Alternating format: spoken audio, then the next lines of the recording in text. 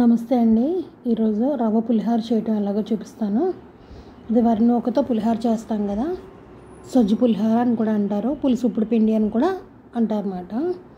చాలా easy and tasty.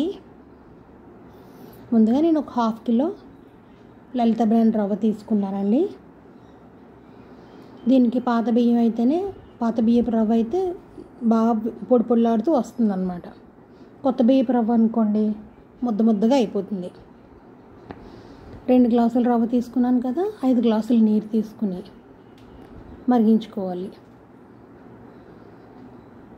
మరిగేటప్పుడే రుచికి సరిపడా సాల్ట్ కాస్త తగ్గించి వేసుకోండి, సరిపోకపోతే మళ్ళీ తాలింపులు వేసుకోవచ్చు. చిటికెడు పసుపు వేసేసుకొని మరిగించేసుకుంటే రవ్వ విరవిరలాడుతూ పొడి పొడిగా రావాలంటే కొద్దిగా నూనె కూడా 2 స్పూన్లు నూనె కూడా యాడ్ చేయండి. నూనె నెయ్యి ఏదైనా పర్వాలేదు యాడ్ చేసి అలా తెరులుతూ మరగాలన్నమాట.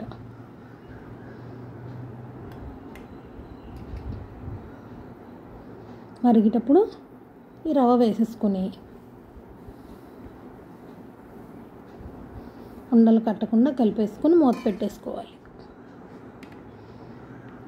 మనం పులిహోర ఒక 2-3 గంటలకు కావాలి అంటే ముందుగా ఇలా రవ్వ సిద్ధం చేసేసుకొని, అంటే మనం అన్నం ఉడికించి వార్చి ఉంచుకుంటాం కదా పులిహోరకి, అలా ఈ రవ్వ కూడా చేసి ఉంచేసుకొని ఆరపెట్టుకుని ఉంచుకుంటే రవ్వ బాగా వస్తుంది అన్నమాట పులిహోర. అప్పటికప్పుడు వేడి చేసే కన్నా 1 గంట ముందు ఇలాగా రవ్వ ఉడికించేసి పక్కన పెట్టేసుకున్నాం అనుకోండి, కాస్త లేటుగా కూడా చేసుకోవచ్చు. ఇది రైస్ పులిహోర లాగా త్వరగా పాడవదండి. ఇది కూడా 1 రోజు 2 రోజులు నిల్వ కూడా ఉంటుంది. కాస్త కొంచెం నీరు తగ్గించేసుకోవాలన్నమాట. బాగా మెత్తగా అయిపోయిందంటే మటుకి నిల్వ ఉండదు.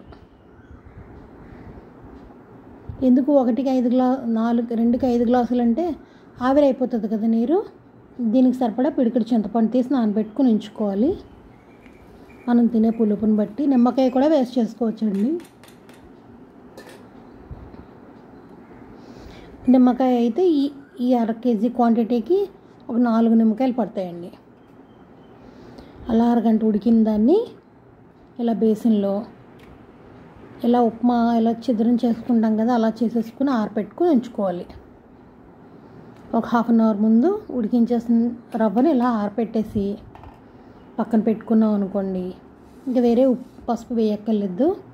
దీనికి సరిపడా పులిహోర తాలింపు మొత్తం వేసుకోవాలి. 2 స్పూన్లు శనగపప్పు, 1 స్పూన్ మినపప్పు, కాసిన వేరుశనగ గుళ్ళు, అల్లం, పచ్చిమిర్చి, కరివేపాకు, ఆవాలు, జీలకర్ర, ఇంగువ. ముందుగా కడాయిలో నూనె వేసుకుని ఈ పప్పులన్నీ వేయించుకోవాలి.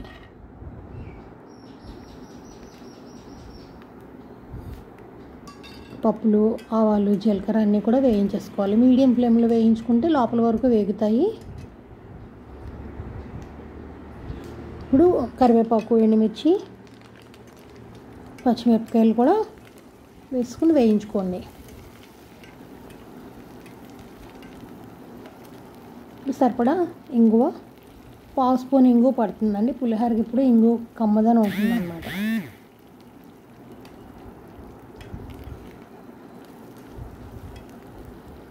వేగిపోయింది. ఇప్పుడు ఏం చేయాలంటే మనం తీసుకున్న క్వాంటిటీని బట్టి హాఫ్ తాలింపు ముందుగా రైస్లో వేసేసుకోండి.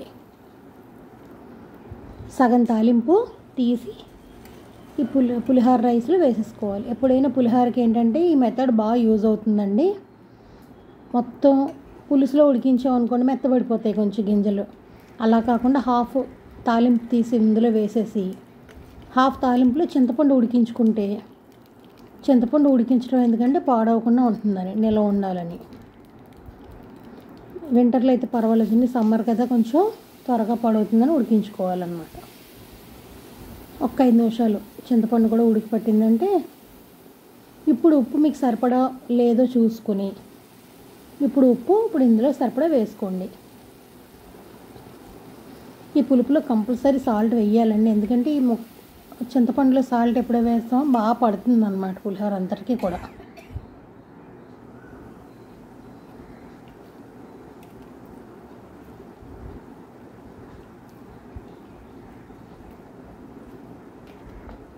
మీకు హాఫ్ కిలో రైస్కి ఒక 100 గ్రామ్స్ ఆయిల్ పడుతుందండి. 100 ml 150 ml ఆయిల్ దాకా పడుతుంది. పులుసు మొత్తం ఉడికింది. స్టవ్ ఆఫ్ చేసేసుకొని ఇప్పుడు మొత్తంగా కలిపేసుకోవాలి. దీంట్లో లేత కరివేపాకు చిగుర్లు ఉంటాయి కదా, లేత కరివేపాకు చిగుర్లు కూడా దొరికితే ఒక గుప్పుడు ఉడికే చింతపండు రసంలో వేసుకోండి. చాలా స్మెల్ బాగుంటుంది, టేస్ట్ కూడా బాగుంటుంది. అంతే అండి, సొజ్జి పులిహోర రెడీ. Like and subscribe.